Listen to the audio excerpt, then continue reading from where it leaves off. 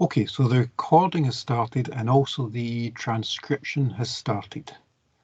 So if you want, if it's something you like, you can actually hit the three dots and tell Teams to transcribe and put subtitles on this meeting. And in fact, if it helps and English isn't anyone's first language, you can actually ask it to do a simultaneous translation as well. So it'll put up subtitles in your own language. And I think there's about 20 languages available for that to happen. I can now see some people hitting the three dots going, oh, I want to try that. I don't actually care about the subtitles, but I really want to see how that works. Okay, so as usual, it's a small class, so you saw the video, put up your hand, put something in the chat if you have questions. Don't let me just ramble on. If you have questions, ask the questions. And as I say, it's a small class, so if you even just want to unmute and ask the question, that's absolutely fine. I'd rather you just asked rather than getting too far on. So today's an introduction day, so not too tough on you today, I don't think. We will cover what we're actually going to do, what GRC is, and also how you're going to be assessed on it. If you're wondering, by the way, I'm not watching tennis here. I've got three screens. So what I'm showing you is up there. So I'll look over to see what I'm showing you. You guys are over there. So I'll look over to see you and see if there's any questions. And I've got a third screen down here where I can control it all. And that's where all my different windows are that I can pop up everywhere. So I'm not watching tennis. I'm just looking around. So if that's distracting, I apologize, but I am paying attention, I promise. So anybody want to give me a definition of governance, risk and compliance before we start?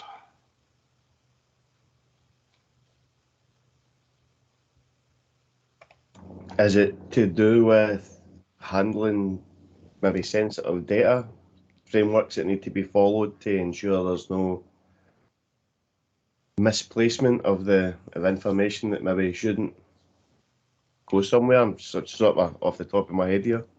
That will certainly be part of it.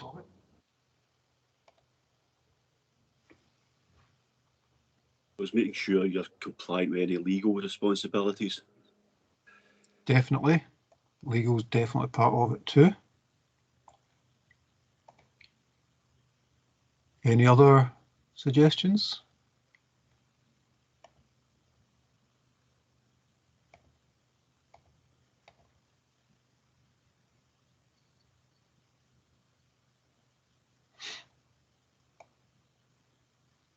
No.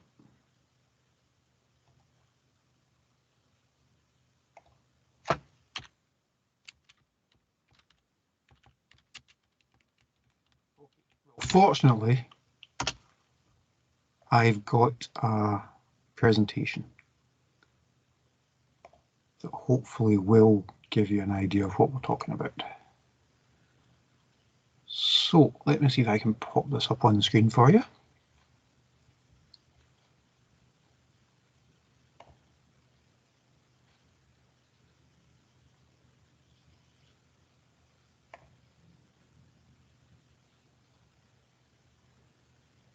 Come on, computer, you can do it. I thought it was just me that started slowly on a Monday. I didn't realise my computer was the same.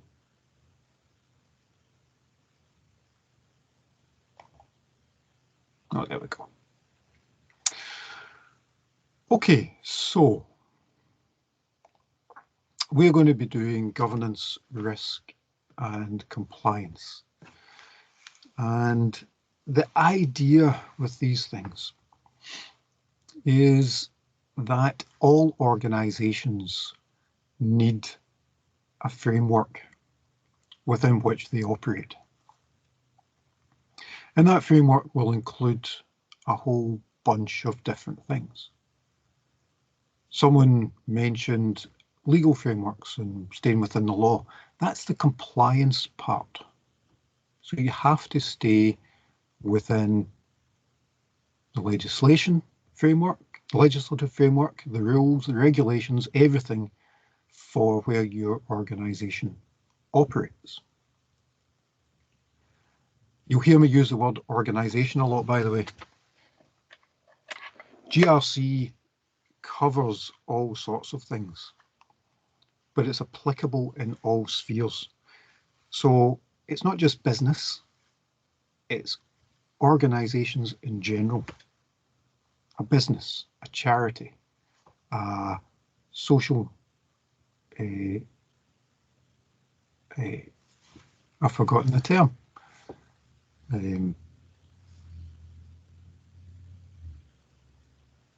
A community setting, a non-governmental organisation, a governmental organisation. All organisations, not surprisingly, need to follow the law, despite what's been all over the news in the last week. Everyone is subject to the law. So that's one strand. Another strand is governance. And governance is about setting an overall strategy, an overall tone for an organisation. Again, something that's fairly front and centre in the news at the moment. And the third one, the risk one, is where we look at our organisation. We look at the issues that we currently have and issues that may come up. So risks might be in relation to legislation. There is legislation on health and safety at work. Therefore, we have a risk if we do not have health and safety regulations built into our working practices. So that's both the strands, it's risk and compliance. So other risks might be not so much compliance, but certainly incredibly important for our organisation. So take a business, for example. A risk might be that our sales go down. And if our sales go down, we don't bring in enough money and we can't pay our staff or anything else. Why might our sales go down? I don't know. You could have easy risks. We have an issue with our customers and they stop liking us and stop coming back. So we might want to think about good customer service being a risk. We might have an issue with supplies so that we can't get the stuff that we need to sell. That might be a risk, either now, and that will be on every business's risk register right now. A risk register is just a list of things that are risks, the sort of the risk they might be, and how crucial it is to the business. A year ago, it was still on everyone's risk register, but as a potential risk, because no one knew how the exit from the European Union would work. So it might have been we exited from the European Union, but still stayed in the single market and the customs union, which means we would still be able to get supplies from the EU and send stuff there. But because we didn't do that, there's lots of businesses now have an issue, and that's a huge risk, and sales have gone down just for that particular one. And our first one is governance. And as I say, that's an overall strategy for an organisation. How it should work, how you think it should be, the best way for it to work together with staff, with third parties, with customers. Fancy name for that is all the stakeholders in the organisation, anyone who has an interest in what happens. So we've got those three strands, all to make sure that our organisation works as well as we would like it to. So I suppose a fair question for you guys who have signed up to a cybersecurity program is, why do you care?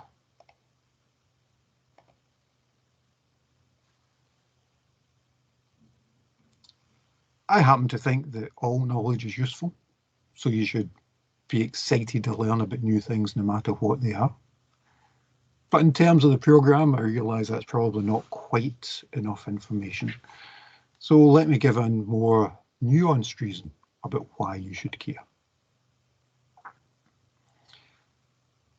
Cybersecurity is a branch of IT. You guys will be going out and working in organisations. And even if you start up your own business, selling things, you'll sell to an organisation. All of the IT that we do, all of the stuff that we create, all of the policies that we have, all of the decisions that we take, they don't exist in a vacuum. They are part of another organisation. So IT isn't on its own, therefore it must conform to the rules of the organisation you're working in, of the organisation you supply your software to, of the organisation you consult with, of wider society, because you might have to follow laws, regulations, rules. And because there are all of these things, and because it's important for organisations to record all this stuff, they've got a choice. They can have somebody sitting in a room with 600 Lever Arch files, where everything that happens in the organisation is recorded on a wee paper checklist, and it's somebody's job to tick it off. Or they can hand it over to IT, because of course that's what IT does. IT is there to store data, make it easier to work with. So often the GRC information is recorded and accessed by IT. It's recorded by you guys, specifically you guys, because not only will you be recording it, you'll be expected to contribute to it. You guys are doing cybersecurity. A key thing in GRC is risk.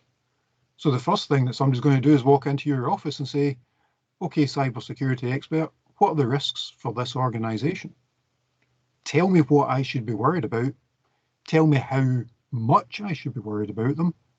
And crucially, tell me what I do to stop them happening. So you're going to be contributing to this. And in fact, go and have a look at some of the jobs and you'll see that GRC is actually a key skill and a key component of IT managers' jobs, of cybersecurity manager jobs, of all that kind of stuff.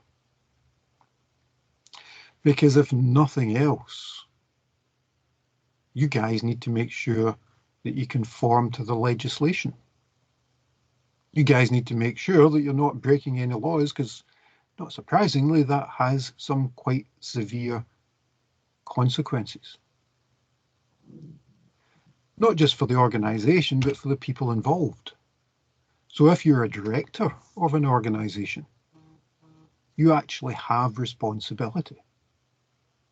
If the organisation loses money because you didn't do what you were supposed to do, you may be held liable for those losses. So there may be financial issues. There may be fiduciary issues. What that means is people involved in the organisation haven't worked in the best interests of that organisation. So to take a really silly example, you work for an organisation that, and let's go into the realms of fantasy, has an office somewhere and there's lots of people working in that office. And the office has windows and you need the windows cleaned. A perfectly mundane task. Who cleans the windows? Do you advertise for window cleaners? Do you look for window cleaners in, I was going to say the Yellow Pages, but I'm not even sure the Yellow Pages exists anymore. So do you look for online listings for window cleaners? Or do you give the job to your Auntie Betty's son, who's just starting up his own window cleaning service, who doesn't know how to clean windows, charges you more than established companies, and does a really bad job? But you keep going back to your to your Auntie Betty's son because it's your Auntie Betty. You have cost the organisation because it's costing more, the windows aren't getting cleaned, you leave yourself open to liability and health and safety because the person that you've got in to clean the windows doesn't know how to use a ladder and there isn't somebody at the bottom of the ladder holding it in case it slips. So you've opened up your organisation to a whole bunch of potential issues simply by choosing a window cleaner. You've put the individual, you, your auntie's son, before the organisation. Sometimes when you do that, there are criminal penalties.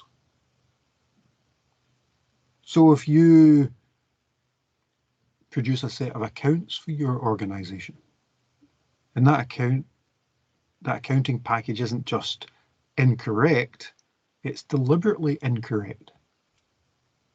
There are laws against that kind of thing, not surprisingly. And if the organisation does that, then the people that are legally responsible are the directors of that company. So this harks back to the why do we care? We care because the organisations care, and the organisations care because the directors care, and the directors care because they are liable. And if the directors care, they make sure that you care.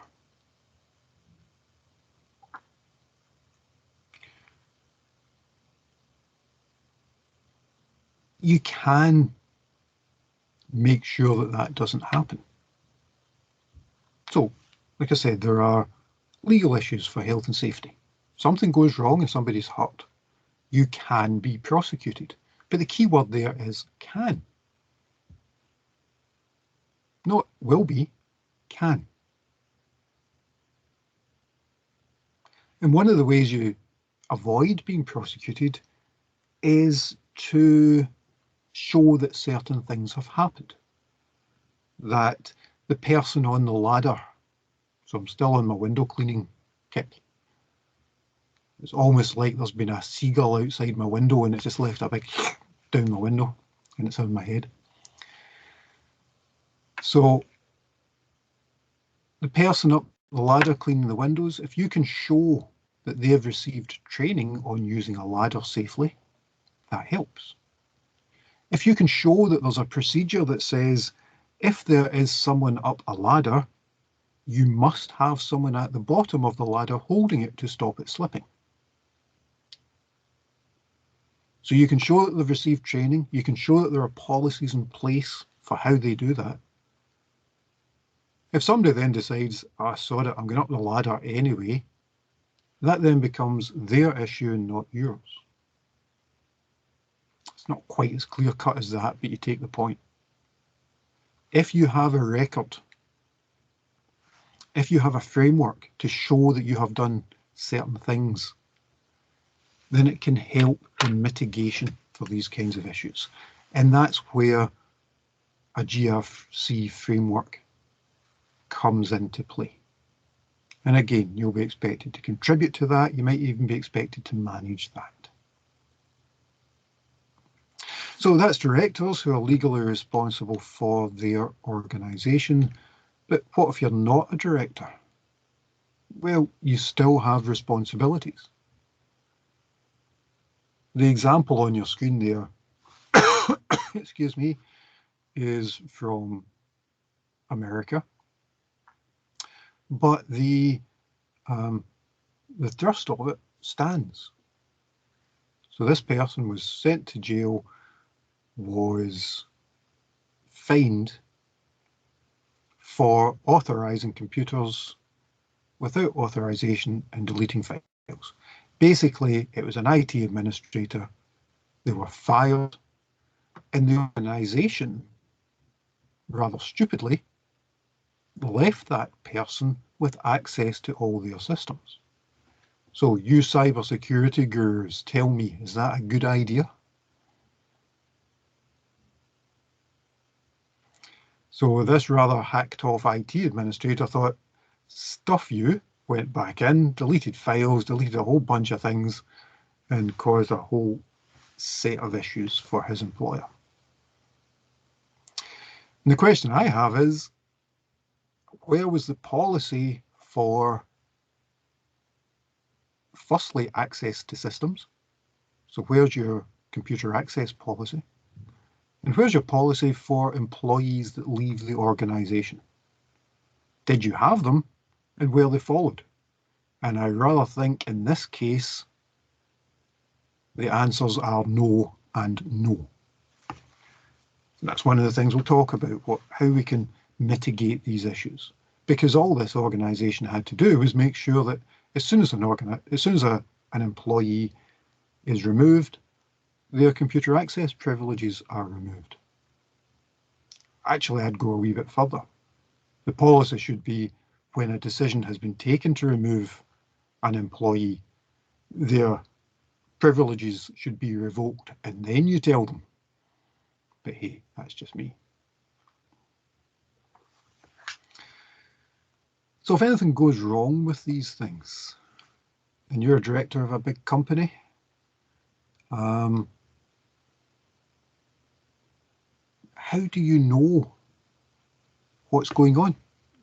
If you have a big company, lots of employees, lots of locations, lots of information, how do you know what's right? How do you know what information is correct? How do you rely on people? How do you know that the sales information that you're getting is correct? How do you know that your financial accounts are correct? And we'll talk about some of the ways that you can ensure that that happens later on in the course. We'll talk about all of these things that I've flagged up as issues later on in the course. But I want to give you an example of what happens where that wasn't the case. Any of you ever heard of Patisserie Valerie? No? No. Coffee shop, hundreds of locations. Used to see them in train stations all the time back when, we were on trains. But in essence, coffee and cake shop. And at one point, Patisserie Valerie suddenly found out that they had approximately £100 million less than they thought they had. Now, that's not nothing. I mean, I've lost a fiver running for a bus, but that's a whole other thing. £100 million. Well, 94 million, apparently. And the chair, so the chair of the board of directors, says he was tricked, that his financial director gave him false information, that the auditor, who are an outside company, usually accountants that you bring in to audit the company and say, yes, this is all true. The auditors in this case were Grant Thornton. The chair said, a finance director lied. The auditors didn't pick it up. Wasn't my fault, Gov.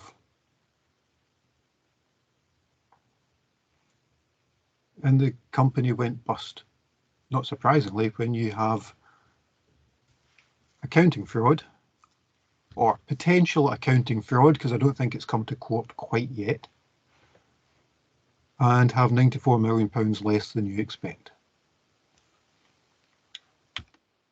So this organisation had directors, and they got an idea of how the business was going, sales, accounting, all that kind of stuff. So the people responsible for the governance of the organisation got this information. But this information was misstated, which is accounting talk for complete rubbish. Why did this happen? Well, it seems that the financial director, and I'll say seems that, and I'll say alleged, and I'll do all of these things that basically say none of this has been proven yet and it is going to come to court. So the suspicion is that one person, the financial director, had complete control over the financial statements. In other words, if the financial director said, we made £1 million today, no one else looked at those accounts and said, can I just quickly add them up, please, and make sure I get the same number? If the financial director said, oh yes, this contract cost us £2 million, there was nobody there saying, so why does the invoice say £3 million? They had one person and one person only looking at their accounts. That, not surprisingly, is a risk. I don't even get to spend money in my house without my wife looking at the bank account, so I'm not quite sure how a big company gets away with it. And because it was accounting, because it was about stating the finances of the company, a company that was public, a company that sold shares, there are laws against it. So it failed in its financial requirements. So it failed in terms of compliance too. So this was a complete failure. The governance failed. So the people in charge failed. The governance failed because a risk wasn't identified. And because the risk wasn't identified, the company had issues. The company failed in its legislative compliance. So all of these things were bound up together, and because one link went, the whole thing failed. And that is what this course is about. We're going to look at all of these things. We're going to look at the governance issues. We're going to look at the compliance issues. We're going to look at the risk issues. We're going to see how they're all bound together, because they are all bound together. Different parts of the organisation have responsibilities for different things. So the board have governance overview, so they set strategy and policies. Different parts of the business will contribute to risk analysis and risk response. So you guys in cyber will be responsible for cyber issues. Accountants will be responsible for identifying financial issues and so on. And similarly, depending on which part of the business you're in, you would be responsible for different parts of compliance as well, because different parts of the business will understand different parts of legislation. Okay, so that's what GRC is. That's how it fits into what you'll be doing, because as I say, you will absolutely be responsible for contributing to it. And more often than not, as part of the IT team, you'll also be responsible for hosting the system that looks after the GRC system.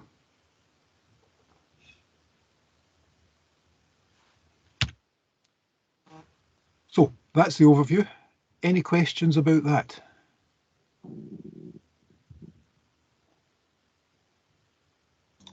No, I don't think so. Still shocked that a company like that managed to mess things up to that scale right enough. Yeah, tell me about it. I mean, I think like 93 million missing to start off with would probably be enough to sink a company, but then with legal fees and everything else on top of that, it's a pretty bad day. That's one way of putting it. Eh? Yeah, definitely a bad day at the office for them. But as I say, it didn't have to come to that. they didn't have to work that way. And because they worked incorrectly, that was the issue. You'll have noticed on the presentation there that there were some references, and that's just one of them. So there's the one with the guy that wiped his employer's data. And there's the one for Patisserie Valerie, and you can do a quick Google for it. There's all sorts of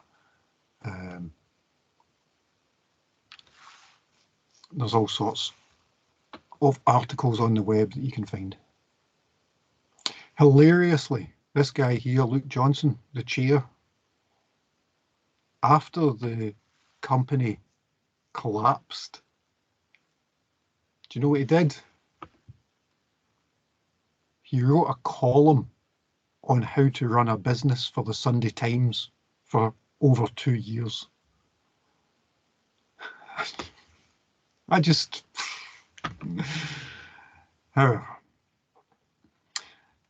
So yeah, there are links to these things from the slides, and you'll see that as a general thing, and I try and collect them all at the end of the slide. So you can, hopefully before we come into the lecture, you can have a look at the lectures, because they're all on and available, they're all online available just now, and I'll cover that shortly. So hopefully you can have a look at these things before you can come in, have a look at the references, and it gives you a better idea of what we are talking about, so that this doesn't become me just telling you things. You will already know the things, and we'll be able to discuss it more fully. So that's the idea. Okay, so anybody thought of any questions about that just now? No? Okay, so the other thing I want you to remind me about is breaks. I think because we're just sitting in front of the computer, we can forget. We can forget to stop, we can forget to breathe, we can forget to move around. So if I ever do forget, please say, we've been doing this for ages, can we stop for a while? So you won't need to say that just now. We've been in here, that's 50 minutes. So I think what we'll do is we will take a 15-minute break, give you time to go and stretch your legs. I'm going to go make a cup of tea, because apparently the other people in the house don't think to bring me one, which I think is shocking, absolutely shocking. However, I'll go make a cup of tea myself. You guys can get up, walk around, and I will see you back here. Oh, I hate it when that doesn't work. In 15 minutes. See, that would have been quicker. How smoother would that have been when if I come in just as I said it?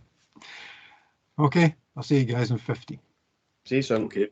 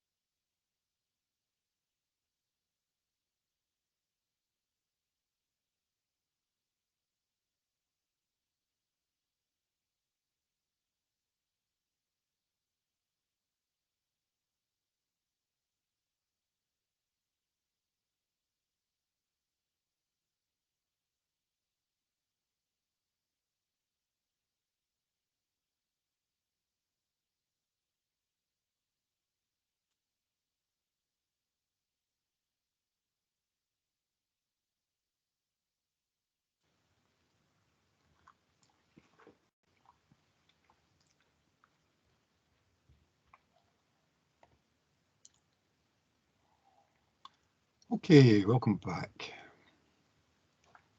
And your manners are exquisite. What a fine pair we make. Yeah. Remind me to disable Google later, would you?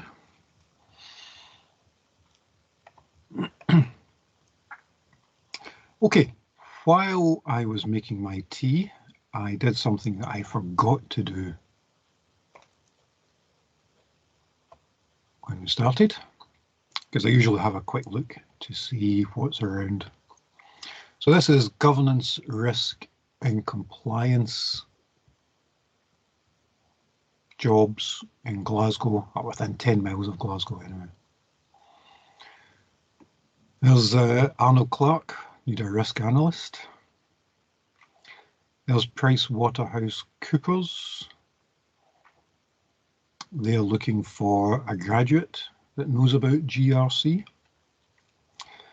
There's a cybersecurity consultant. And a key part of that is GRC. And I'll let you go away and look at others, but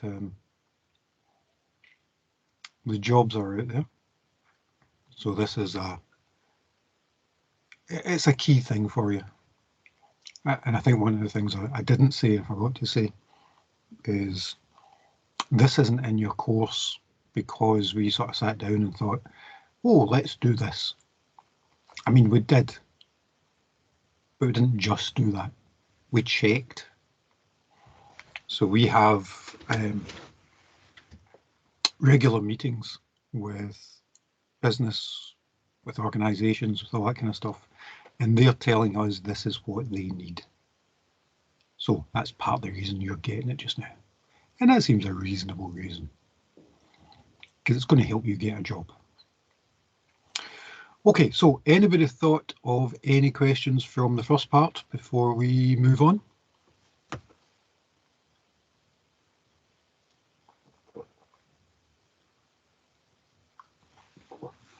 Okay. In that case, what I want to do is just go through what's available for you, how you access things, all that kind of stuff. So we'll start, because you're there already, come on, with Teams.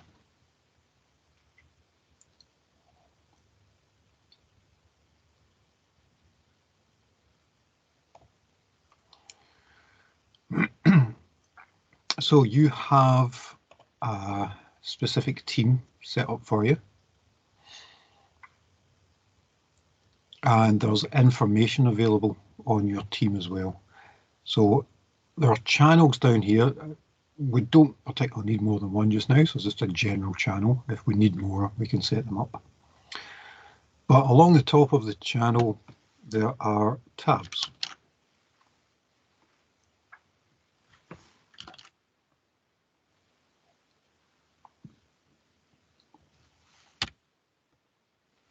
Files, and there aren't any just now. There's a direct link to Moodle, which is where all your course information is stored. I haven't signed into that one just yet, so we'll come back to it. There's a tab for general student information. That's the file that I sent you in your welcome email. So all the stuff that you need is in there. Lots of information, different tools that might be helpful, lots of resources, whole pile of things, and that stuff changes all the time. It's basically an FAQ. So lots of times people have asked me questions, I'll answer them, and then I'll put the answer in here too so that you can get access to it. So it's a good first stopping place for all sorts of information. As I said, this lecture is recorded, and I will be making that recording available on YouTube. So there's a YouTube channel. What I'm also doing slowly is making last year's lectures available as well. So This is last year's introduction. So it's there already. And it's there in part because you never explain things the same way twice. So it's helpful if you've already listened to this one, you're going to go over it again, maybe listen to last year's and hear it from a slightly different point of view, maybe hear a slightly different question that another set of students have asked. So subscribe to it, ring the bell, and you'll get a notification whenever I upload a new video. And finally, for the moment in there is the syllabus.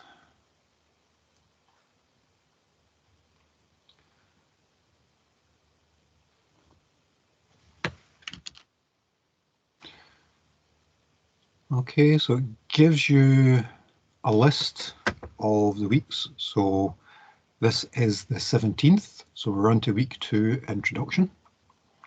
Now this is subject to tinkering, but it will not change too much. So you'll see that each of the activities is against a week. Some of the activities will take more than 1 week because there's more information there. And we go into it a bit more deeply. Some of it is just 1 week. You'll notice on week 11 there are legislation questions. So an important point is we don't cover legislation. If you check the module information, you'll see that a prerequisite for taking this module is that you've done professional computing practice. Now, by a quick hands up, so you can just put a quick thumbs up or a hands up on Teams. Who all did that last year?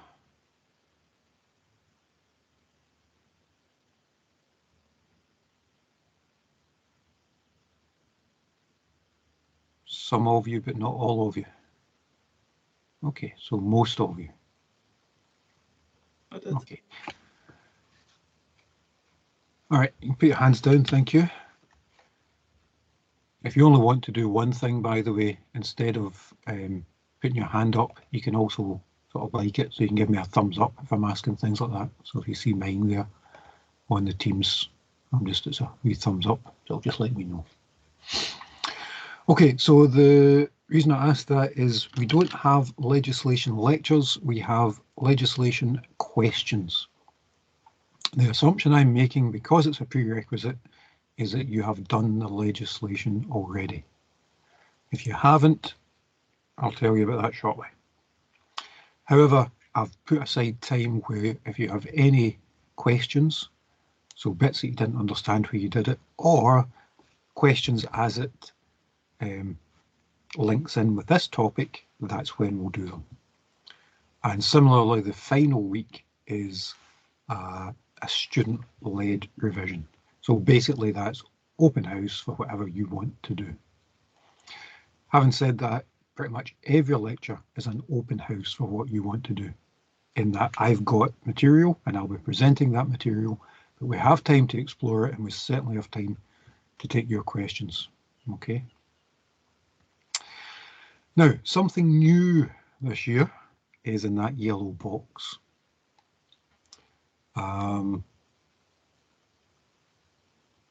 No, actually, I'll come back to that. I'll tell you about that in a minute. Okay, so all the stuff is on Teams. The module materials, on the other hand, are on Moodle. And I'm just going here simply because I've already signed in here. It's exactly the same as the one that I showed you on Teams.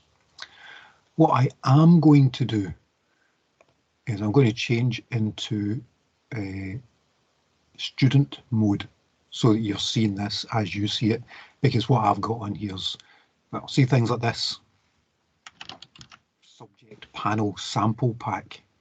That's admin that we have to do internally. So if you look on your Moodle just now, you won't see that. So rather than confuse it, I'm just going to switch to student mode so that I'm only showing you what you see. Okay, and you'll see that student pack has disappeared now. All right. So I would encourage you to get familiar with Moodle and to do it on a bigger screen, a PC or a laptop, because it looks very different on a phone or an iPad or something. And some of the things are in different places. And what I've tried to do is set it up so that it's fairly logical. So down this left-hand side are all the things that we're doing and in the order that we do them. So there's some, to start there, general information, how to engage with it, description of course, and there's the introduction. And I'm just going to jump down to the introduction to show you that in there's that lecture that we've just had. And there's also some supporting material for it. So you'll see this in all the sections. Core material, that's what we're doing. You must do it. Supporting material, stuff that you will find useful and will help you get a better mark. So you might be able to pass without looking at the supporting material, but I doubt it, and you won't get a good mark. So the supporting material is stuff that I think you absolutely, positively, definitely should do. And then there's additional material, stuff that I think is interesting, stuff that relates to what we're talking about, and stuff that will help you get a better mark. But if you don't do it, if you don't look at the additional material, you can still pass. Okay? And you'll see that in most, if not all, of the sections. So there's risk, for an example. So there's the core material, there's the supporting material. In this case, there's no additional material.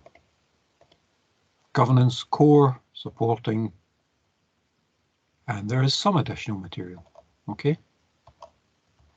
So same sort of setup, same kind of layout for every section, and we will do the sections in the order they are in this left-hand side column. And that's part of the reason I'm saying to you to look at it on a computer, because you don't get that on your phone or on your iPad. You have to go to a slightly different place. Not surprisingly, this stuff is mirrored here. Okay, so it's the same headings, and this just links those headings to the dates we're doing it. Okay, so you should have a fairly good path about what's happening, what's coming up, when we're doing it. That okay so far? Yeah. Yeah. Okay, thank you. Makes sense. The other thing you'll see with that big arrow that's pointing at my head, but there's a block here called upcoming events. So if there's anything happening, like for example your submission, it will pop up there. Okay, and it'll be on a list. We just don't have anything that's happening just now, but it's worth keeping an eye on that.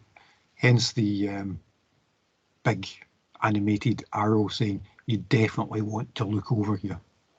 And that's another reason why it doesn't work as well on a phone, because this definitely isn't here on a phone or on an iPad. Okay, so you will work through the module with the materials here, and all the modules are here from day one. Okay, so everything that we are doing, everything that we'll be covering, every lecture, every piece of material is all there. So if you want, you can work ahead. We have a couple of different forums. One is announcements. So that's a kind of, that's for me really. So that's for me to send you stuff.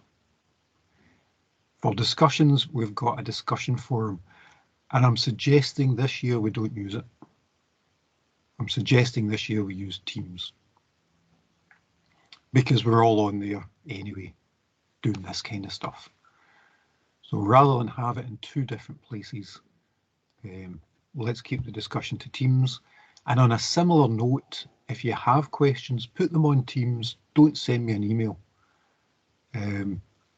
I've had far too many emails go to spam particularly if you accidentally send them from your personal email rather than the UWS email.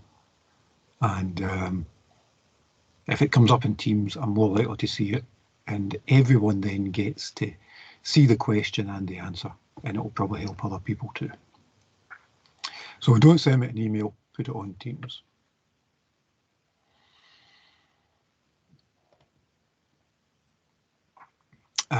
Some basic starting information.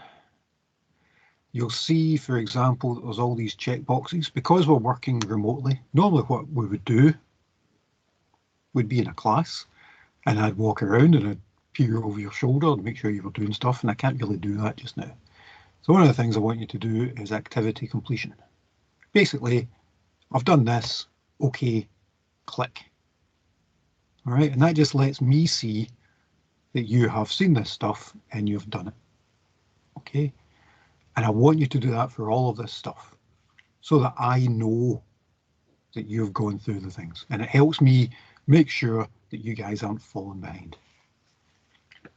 There's two different boxes, so that's a solid box, and you saw I could just click in it and say, yep, done that. There are other boxes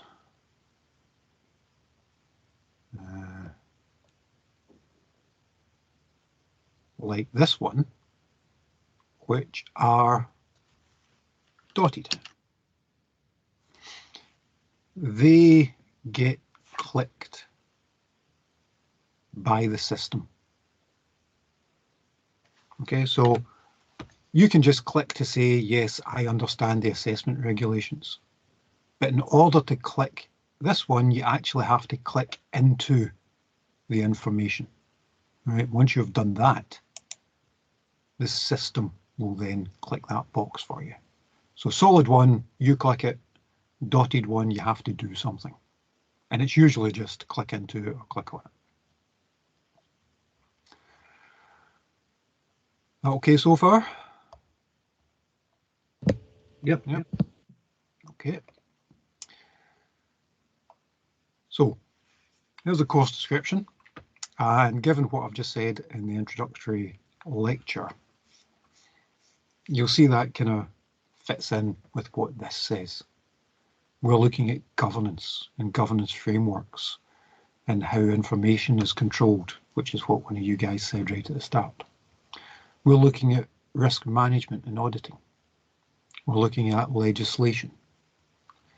And eventually we're going to put all those together in a report, and that's going to be a proper academic and professional report, and the professional is important. What I always say is, don't treat this like a module at university. Treat this like you are there in the job, and produce the report that reflects that. Produce the report that you would give to your boss. If for no other reason than it's good practice. But an even better reason is if you do a good job on the report. It's hard when you walk into an interview and somebody says, well, how are you going to do this? And you've maybe not done it before. But at worst, you can say, well, look, I know that I haven't had practical experience, but what I did at university was this. And here's the report that I did. Look how good it is. Look how detailed it is. Look how much information's in there. I really did a good job in this, and I can do a good job for you too. So look at the assessment as a calling card, a way of getting the job that you want.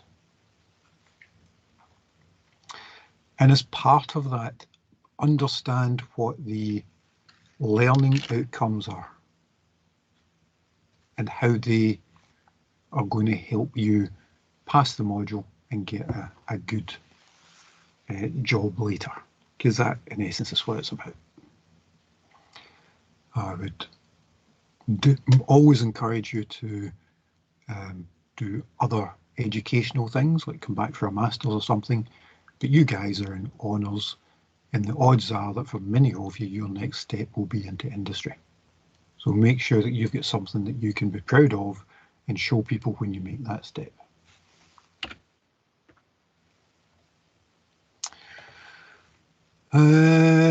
Attendance is mandatory. There's an engagement policy.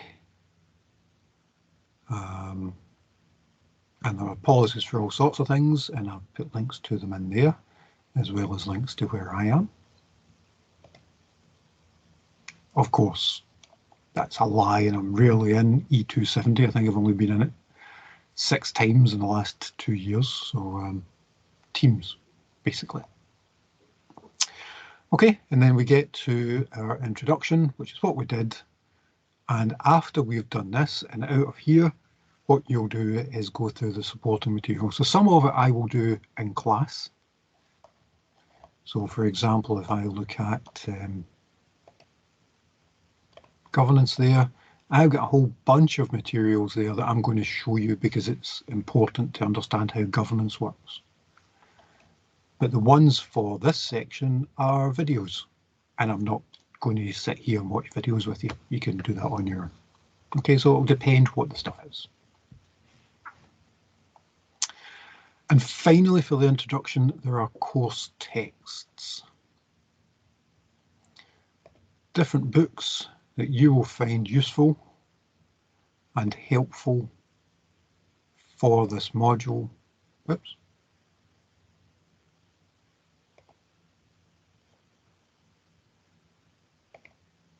And for your career. Now, I want to be clear. I am not mandating that you buy these books. I should just have left that on. For some reason, all these things are stupidly, oh my goodness. I was going to say stupidly expensive, but stupidly expensive. So you're not mandated to buy £87 books, okay? All of these books are in the library, so you can get them there. So I'm not saying buy them, but I'm saying look at them. I'm saying read them and try and link what we've been talking about in class to the chapters in there. So there should by now be enough of these in the library for all of you. Okay, they're all there physically. I don't know how much access you have to the library just now. I know that you can go in. I don't know if you do. So they're there physically, but some of them also have electronic versions. So you can go into the library and get the electronic version. So they are worth reading. They're absolutely worth looking at. But as I say, they are just silly money. That's the cheap one. It's only 30 quid. And as I say, it's worth having. And if it's something you think that you'll be doing, it's probably worth having in your library anyway. But I'm not going to mandate that you buy it. On the other hand, there's a whole bunch of other texts that I've found that you might find helpful. And I'm mandating these because they're all free. They all come from a place called Bookboon, and all you do is you sign up for the Bookboon account and you can download them for free. So you don't need to take a note of that just now. Come here, click on them, and it will take you to Bookboon, and it will show you how to log in and get free access and all that kind of stuff. So what's the worst that can happen? They're free. Go for it. And again, because there's so many, I'm not expecting you to know each of these books inside and out. They're just helpful books, and you might take wee bits out of them here and there. Okay. The other thing I have in each section is feedback. So this is anonymous feedback. So I'm keen to get feedback on everything that we do, but it's not mandatory. Click in it, give me the feedback of how much you understood it, and just let me know, and that just lets me try and understand whether I should be going back over things or whatever. So I would appreciate if you did that.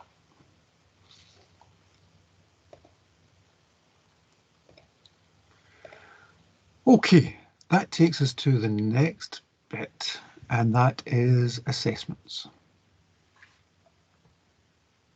So let me fire up my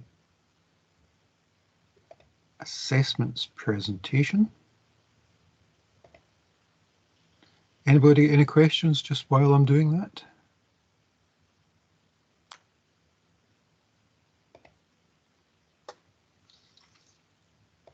No, I don't think so. I'm just taking everything in and out. That's fair enough. Don't hesitate to ask the question. I'd rather you asked. Okay, so the first thing you should know is that this first screen is a lie because it says assessments and there's only one.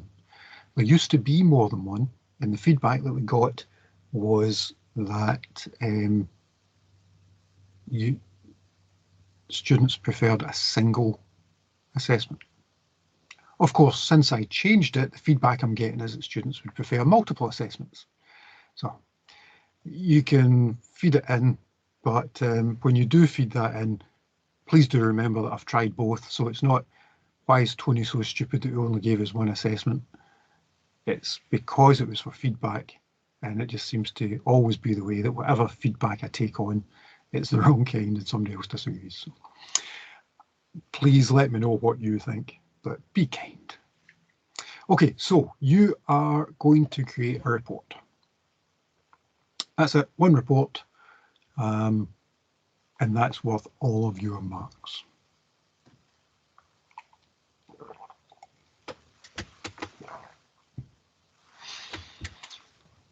I said that the report that you created would hopefully be something that you could use as a calling card. And as part of that, what I've done is set up a case study. In other words, what I've given you here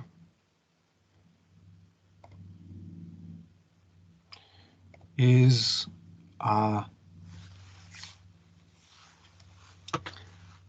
pretend organization, but one that is based very much on fact and is based on, I think, 3 different organizations that I've been involved with. So I've taken bits here and there, thrown them all in here in order to give you something to work with.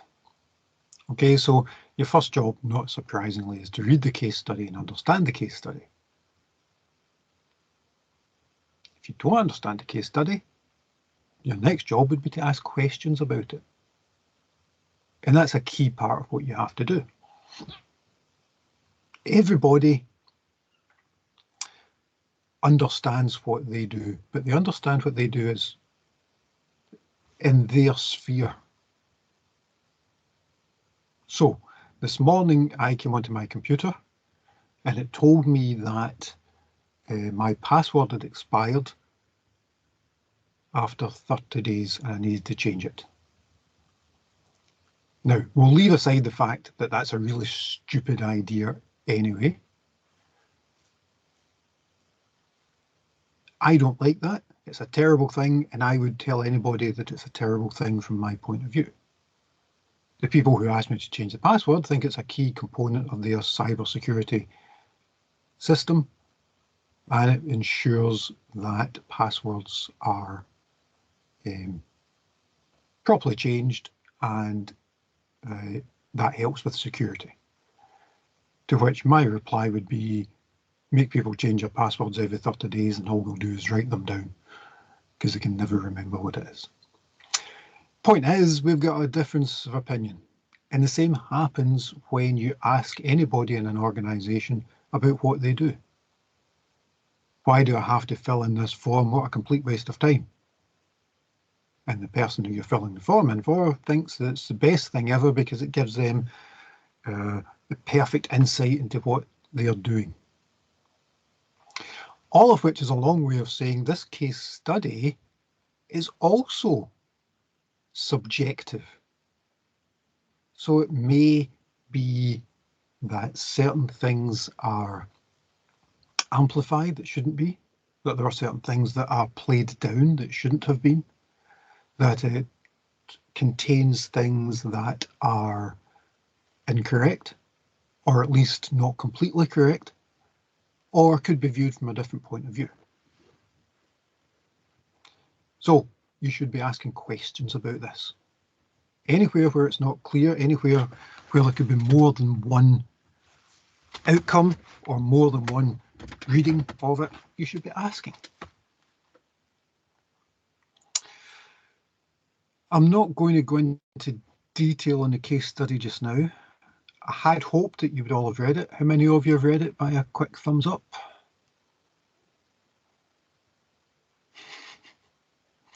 What I should have said was, how many haven't read it by a quick looking sheepish? Okay, so nobody's read it yet. So I'm not going to go into it in detail. You need to go away, you need to read this, and then you can ask questions. In essence, what we're doing is setting up a new organisation. It's something called a community development trust. That's a real thing. So community development trusts are not-for-profit companies that are set up to benefit a particular area. So this failing town is setting up a community development trust to try and not be failing anymore. They are setting up a new organisation, and what they've done is they have hired people to help them, and that would be you guys. They've hired people to make sure that they get things right, and specifically what they want to get right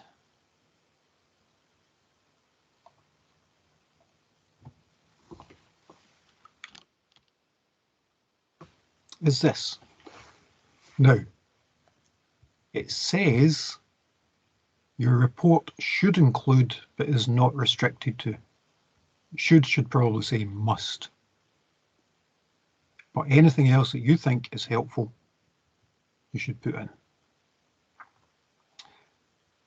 So we are looking for a governance framework for this new organisation, how their governance should be set up, an identification of the risks for this organisation, including a risk register. And don't worry if you don't know what a risk register is, not surprisingly, that's part of risk. And if you look in the risk section, you'll see there's a whole section, a whole presentation on risk registers. It must include legislative issues and how you should fix them. And because you're IT guys, you of course must pay attention to IT, but I don't want you to limit yourself to IT. Because, as I said in my introduction, quite often GRC falls to you anyway for the whole organisation. So it's as well to be acquainted with all areas of the organisation. So there has to be at least those things in it, but you'll probably want more to get a good mark. And I've got a marking scheme and I'll show you that in a second. So here's how the report should look. Whoops. You're going to make recommendations to the board. And those recommendations will correspond to the sections that I've identified and any others that you think are necessary. Now, board recommendations aren't 30-page documents. Board recommendations are just that. They're the recommendations. You should do this. So, the recommendation might be, we recommend that you only serve tea at the board meetings and not coffee. Full stop. That's a recommendation. The people receiving that report might go, fair enough, tea it is, or they might want more information. And that's where those supporting documents there come into their own. Because you'll have a supporting document for that recommendation. And it will talk about how tea is nice, how you can have it in different ways with sugar and milk, both, neither, differing amounts. You can choose lemon, you can have flavoured teas, you can have all sorts of different ways to approach tea. Coffee, on the other hand, is the work of the devil and tastes like you have accidentally fallen face first into a rancid puddle. Therefore, tea should be served and not coffee. So you have the recommendation for the board, but you also have enough information for any particular members of the board who have an interest in that to go to your background documentation and say, okay, so it's because of this, this, this, and this. We recommend you have a health and safety committee. That sounds like a good idea to me, but tell me more. And in your background, you'll talk about health and safety legislation, what should be in that committee and what should happen in it. Okay, so a fairly brisk recommendations document followed by an incredibly comprehensive supporting document. Does that make sense? Yeah. Anybody get any questions on how that will work?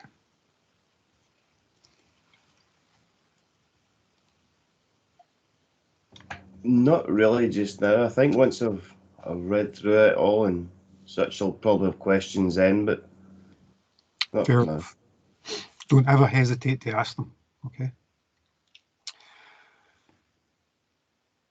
The supporting documents, because we are in a university and because this is an honours module, you do have to follow proper academic practice and you have to reference your report, okay?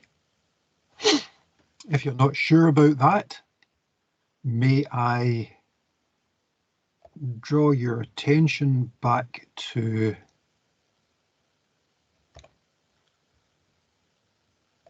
the student information document that I gave you.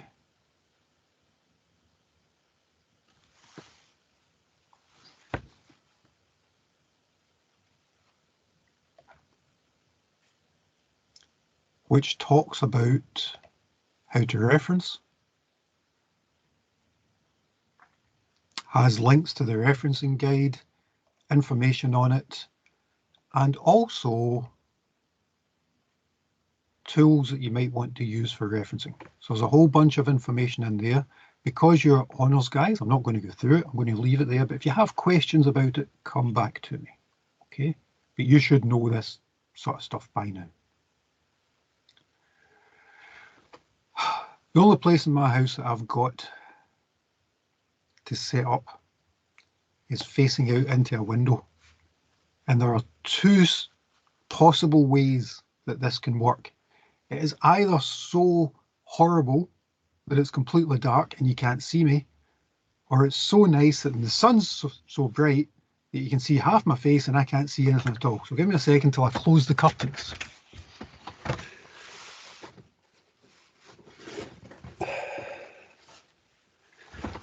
There we go. Okay, so there are tools available there. You honestly should work your way through them. They're really helpful. Even if you think, oh, I've done this before, there might be stuff in there you find helpful and something that you can use. Okay.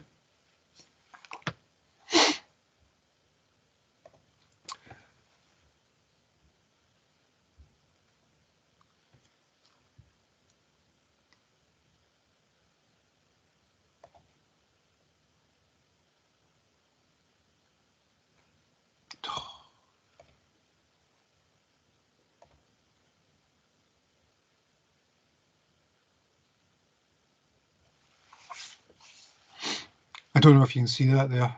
That's a link to the marking guide, and it says, Microsoft only allows me to share documents for a maximum of 8 weeks. If this link goes down, please let me know and I'll reinstate it. And guess what happened? Yeah, the link went down.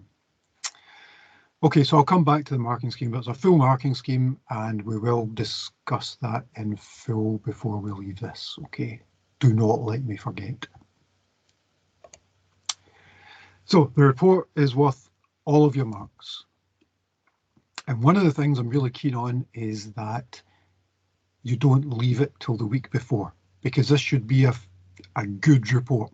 As I say, this should be a professional standard report, the sort of thing that you would be happy to walk into your boss's office and say, yeah, I've been working on this for 3 months, here it is. And not look like something that you'd cobbled together the weekend before. The reason I say that is because that has been the approach of some students before, sadly. So one of the things that you saw on the syllabus was this ominous looking thing here in yellow.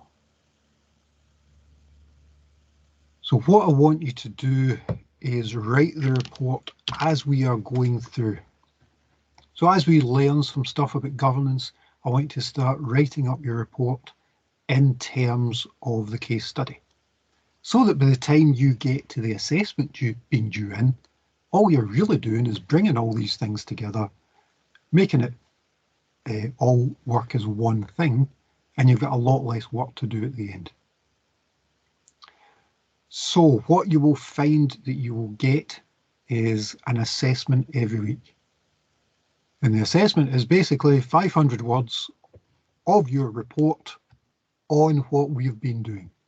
So next week you'll get one for your first 500 words on governance. The following week, your next 500 words. The following week, 500 words on risk, and so on and so on. What that means is I know that you're keeping up. And I'm going to use that as my measure of engagement. As you know, you have to engage with your modules. Now, at the moment, I've got no idea, apart from 3 of you who have spoken, I've got no idea if the people up on my screen have just logged into Teams and then wandered off to the local swimming pool and having a wee swim. I've got no idea if they're doing anything, if they're engaging. I've got no idea. So this is my engagement. Every week, 500 words, 500 words part of your report. And if I don't get those, then I'll be talking to Sean and we'll talk about whether you're actually engaging with the module. Fair enough? Yeah, see, once we submit the 500 words, are we then allowed to edit that for the final report, or do we have to keep that exact section in? Oh, no. You not only are you allowed, you're encouraged to edit it, because no doubt as we learn more things, you will change what you think. Yep, that's great. You'll still use 400 of them at least. And that's what I'm trying to make sure, that you've got all those words and you are just editing and not getting to, the 28th of March and thinking, oh, we're on holiday now, I'll not do anything, and come back on the 18th of April and go, oh, it's due in tomorrow, I better start writing my 50,000 word report. That's great, thanks. Any other questions about that?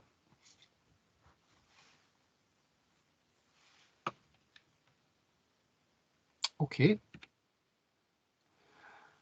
So that's the thing about working on your report immediately and add to it. Edit it by all means, but so that will be every week. The other thing I'm going to change is when we were working in a class, it was easier for people to bounce things off of each other. Because there's a difference between talking about things and trying to understand them and copying. Like, copying is wrong, do not copy. If you plagiarize, I will have no hesitation in failing you, full stop. Talking about things is entirely different. Talking about things is, see, when Tony was talking about governance and he said this,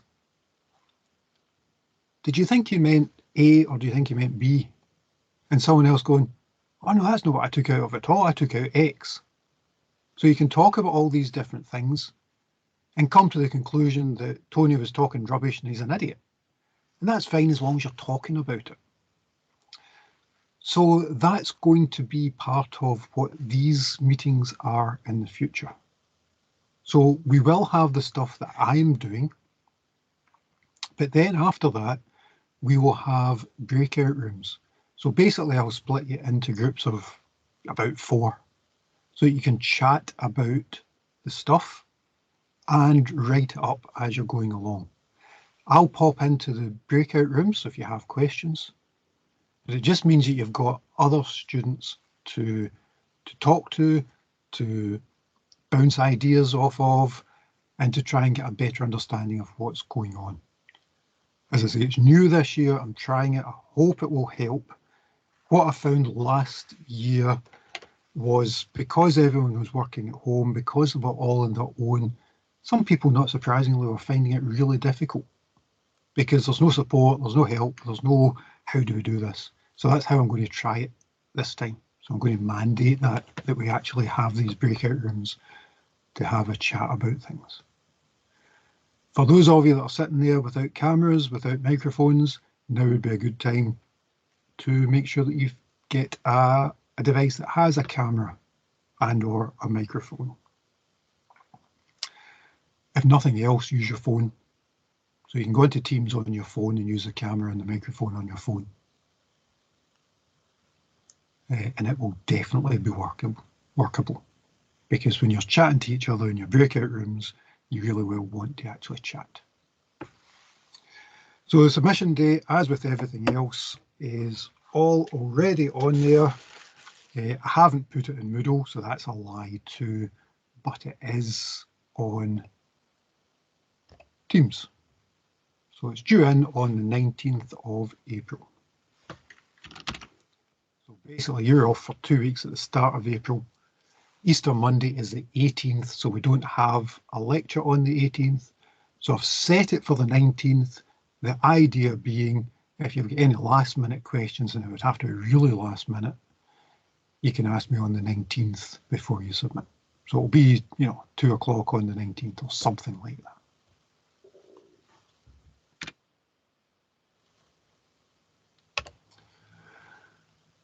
Okay, so the report is your whole thing, and it should cover the sections as they appear.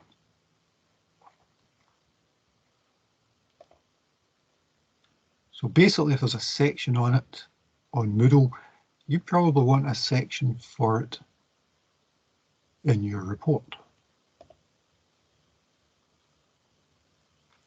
And as I said earlier, what I'm looking for is an executive summary. And I said 2 lines. It might be 2 paragraphs. It might be whatever it's needed. But a key point, key concept. And then your supporting document. So you must recommend whatever you want to the board and then have your supporting documents.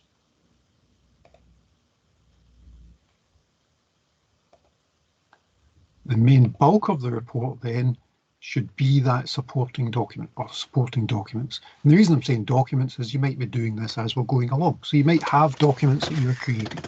So it might be helpful to think of it as different documents that you create, one for each section or for each piece of the marking scheme or whatever works for how you like to work.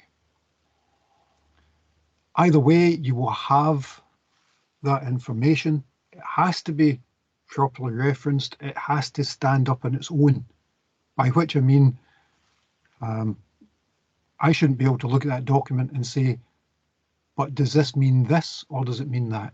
Or where would I find out more about this? It should stand on its own and it should be complete on its own.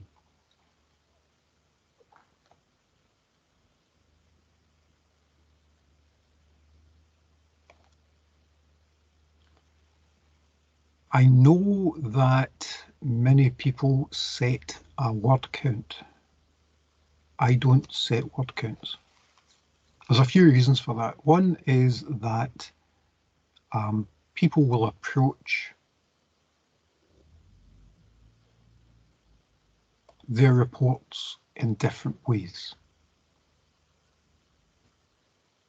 People will explain things in different ways. Some people will like lots of words, some people like lots of images or graphs or whatever it happens to be. So there's no word count because you might approach it in a different way to someone else. The other reason that there's no word count is because that's not what we do in real life. Because before I had this job, I had a proper job.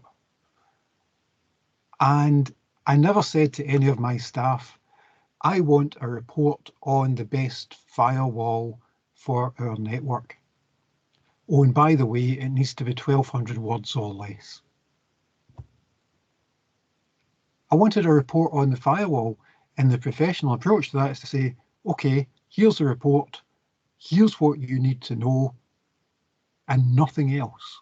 And that's what I want this to be. I want the document to be exactly as long as is needed to explain the issues and not one word more.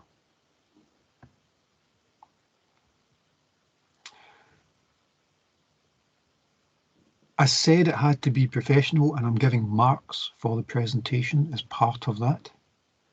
And it's probably fairly subjective because it's hard to know how to mark things like that.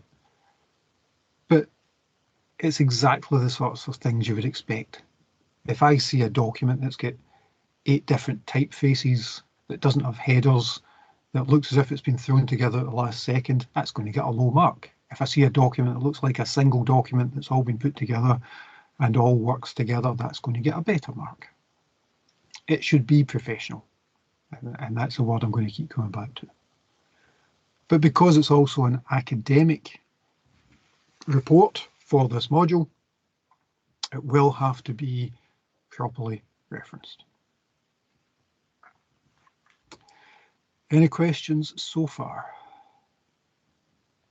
Hi, Tony. I'm just a bit confused about the supporting document for each section of the report.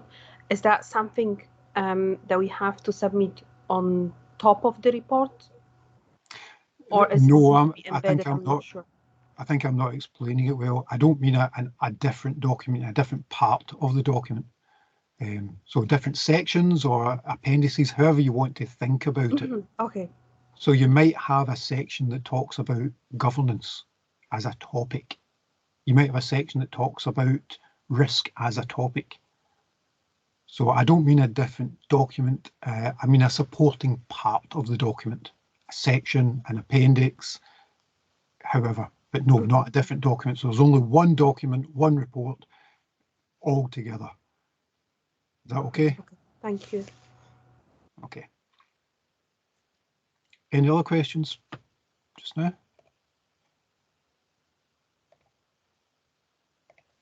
No, that seems fine, thanks.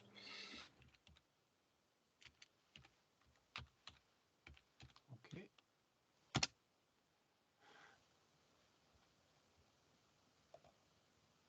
Okay, as you know, your marking threshold is 40% to pass. Hopefully that's not what you're going for. Hopefully you're looking for something a lot better than that, because then it does become a document that you're proud of and one that you can use. If you want more details on marking schemes, again, on marking thresholds and pass thresholds, again, it's in that student information document, and there's all sorts of information about pass marks and all that kind of stuff.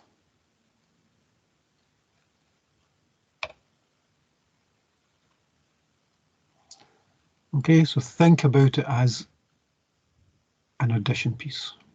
Think about it as, yeah, this is something I'm really proud of. This is something I'm desperate to show to my potential employer, because I think this will let me get the job.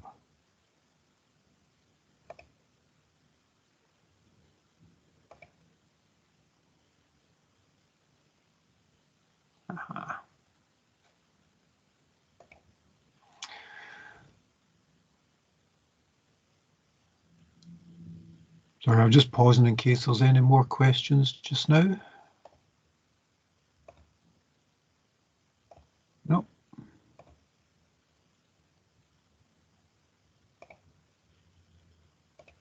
Okay.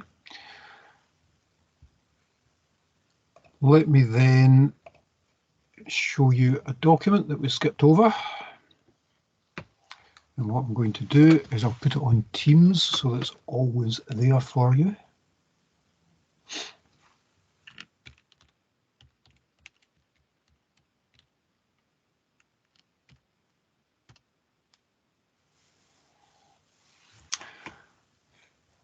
Okay, there's a marking scheme that had expired.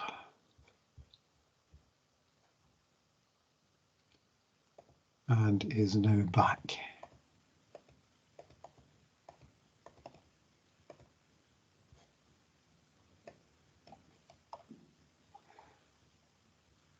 Okay, so it's a fairly simple marking scheme in that we've got a set of headings and a percentage that you get for them, and they all add up to 100, hopefully.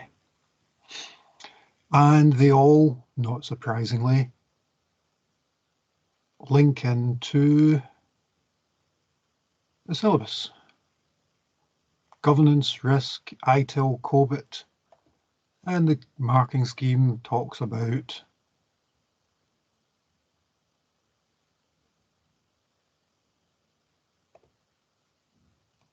governance, risk, ITIL, COBIT. Okay, so all the stuff's there and it all binds together. It also means if there are particular sections that you're not as good at, it means that you might lose a bit. So if you're not good at COBIT, you might not get a great mark for that bit, but that's only 5% of the overall.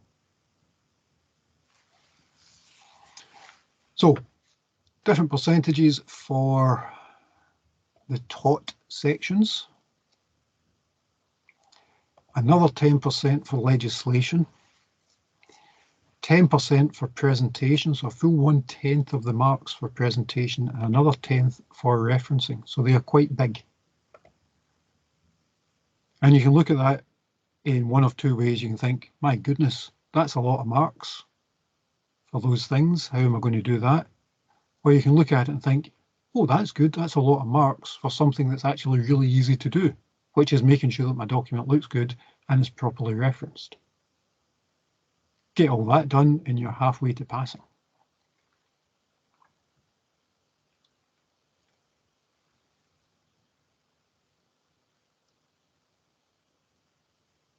Happy with that? Any questions about that just now? No, that makes sense.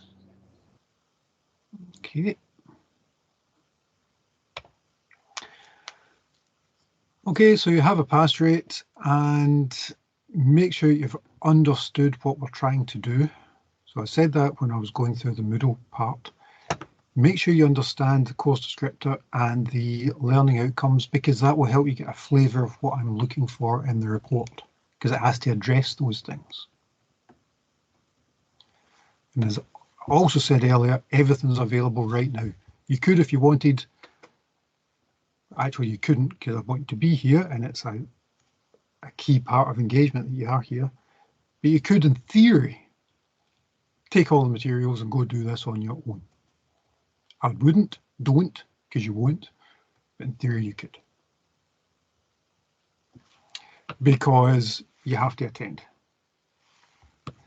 Because I've found that students who don't attend don't pass, and it sounds quite a bold statement, but it's true.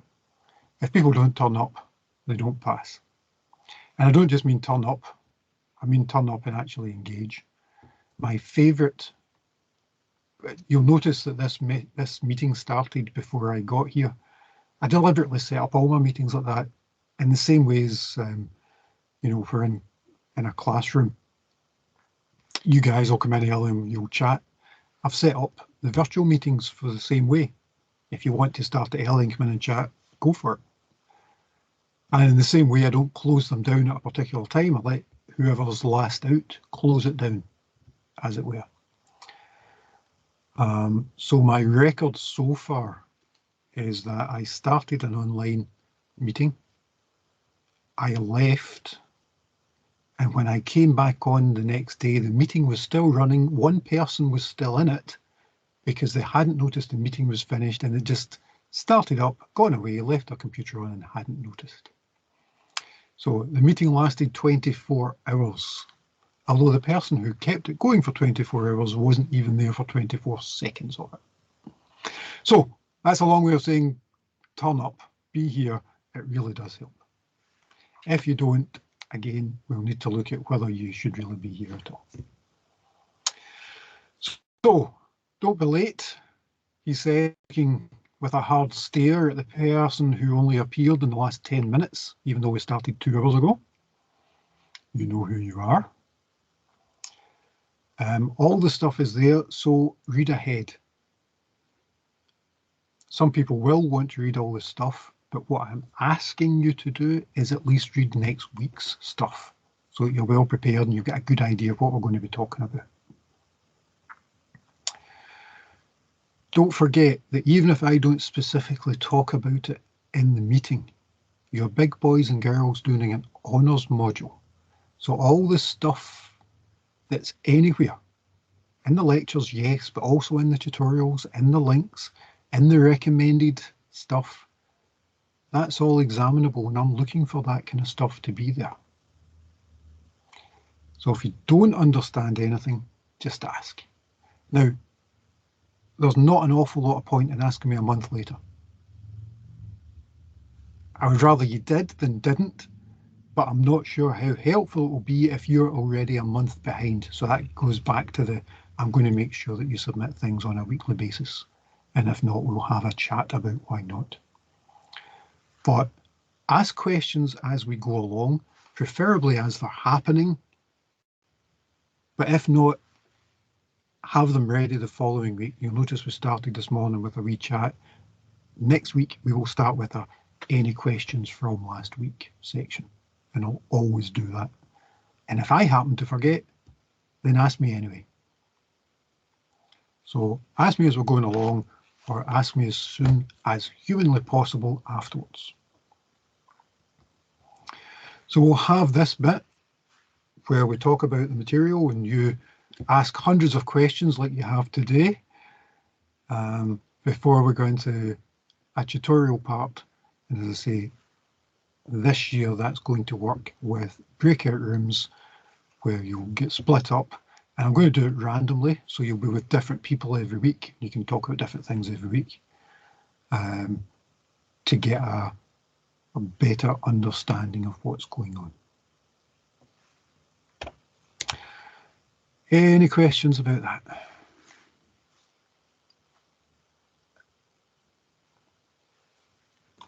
No, it's pretty clear. Okay.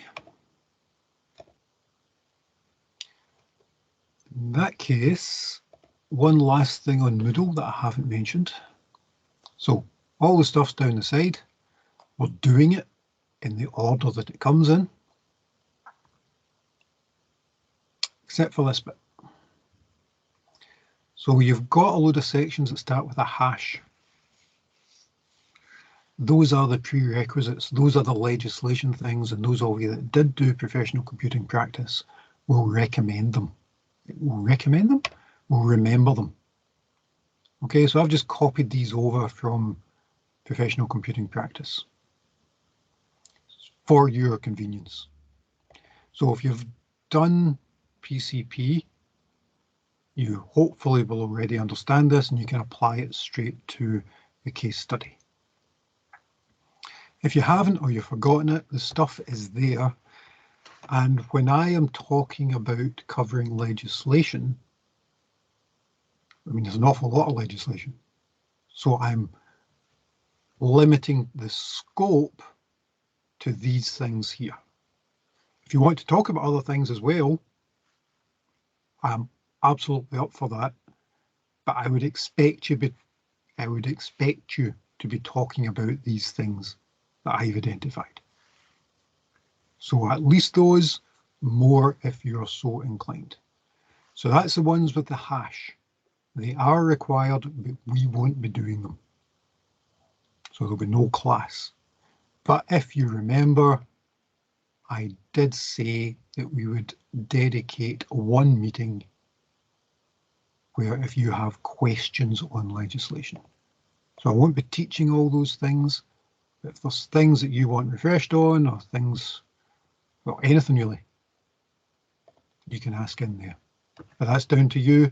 I won't be getting into that with anything ready. It's all down to you. And if we walk in and after 2 minutes, you don't have any questions, that will be it done. Okay. So that's the ones with the hash. The ones with the asterisk are from other modules. They are helpful in a career sense. They are useful in a general sense, but they are not part of this module and you will not be examined on them. I think you'll find them useful. I think you should certainly read through them. I think they will help just in thinking about organisations and how organisations work and how you might want to approach working with them, but they are not explicitly examinable. So that's the ones with the asterisk. You won't get asked a question about it. If it's not in your final report, you won't be penalised or anything, okay? I just think these things are helpful. So these are the additional materials. These are the additional sections analogous to the additional materials, okay? So, no prefix, stuff we're doing in class. Hash is a prefix, stuff we're not doing in class, but stuff you are expected to know. Asterisk, prefix, stuff we're not doing in class, but you're not needed to know, but I think you will find it helpful. Clear? Sorry, just a quick question regarding like the final report with these. So obviously the stuff we're covering in class, we're definitely going to have that in there.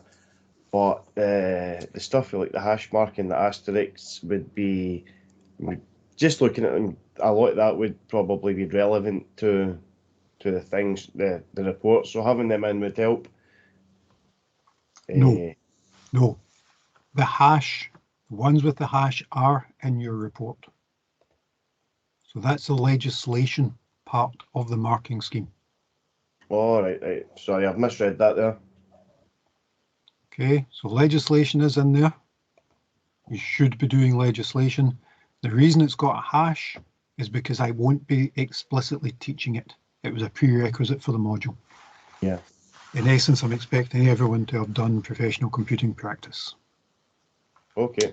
But I've put the stuff in there in case you missed it or in case you want to refresh your memory. So it is in there. The ones with the asterisk are the ones that you just said. They're helpful, but they don't need to be in there. And it's up to you whether you even open that section or not. Okay, no worries, thanks. Okay. Any other questions about that?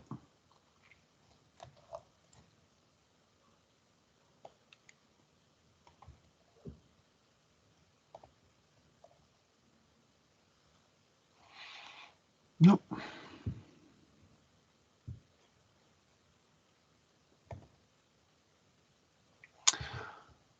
Okay. So we've done the introduction, we've done the assessments. Case studies there, make sure you read it. See if the marking guide will work now.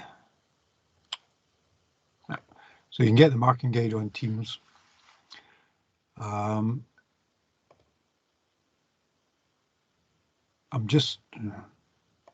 That one might be out of date. Last year, UWS changed its referencing style. There are multiple referencing styles, don't ask me why. However, UWS changed its style. So this is the new one on student information. Part of the reason this student information document exists is that referencing thing, because I had to go through every single one of my modules and update referencing. So I decided to put everything in one place. You know, good computing stuff, only one place, one piece of data in one place. So this is the up-to-date one. Make sure this is the one you're using. And if you're not sure about it, you can get that, and actually that one, if you're at all worried about referencing, probably is worth getting, if only because so many people buy it, you can usually get a second-hand copy.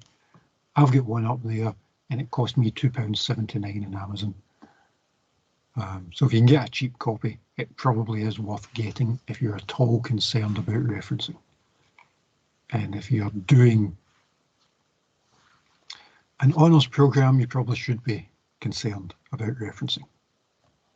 But even if you don't buy the book, the online guide is there, and as I say, there's more information in this document.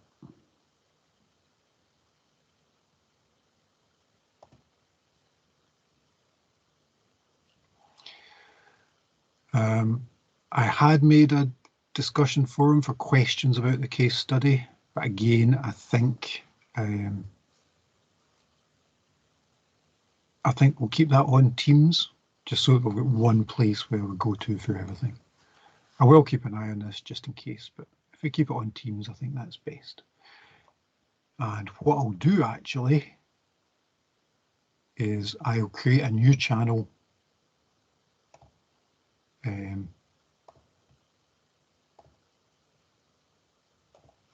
just for the case study.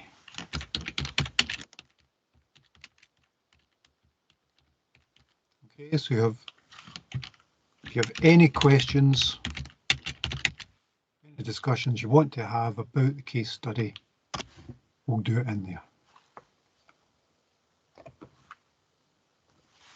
And that means that even if you miss the discussion, you can always go back to it because that's all stored everywhere. Okay. Any other questions just now?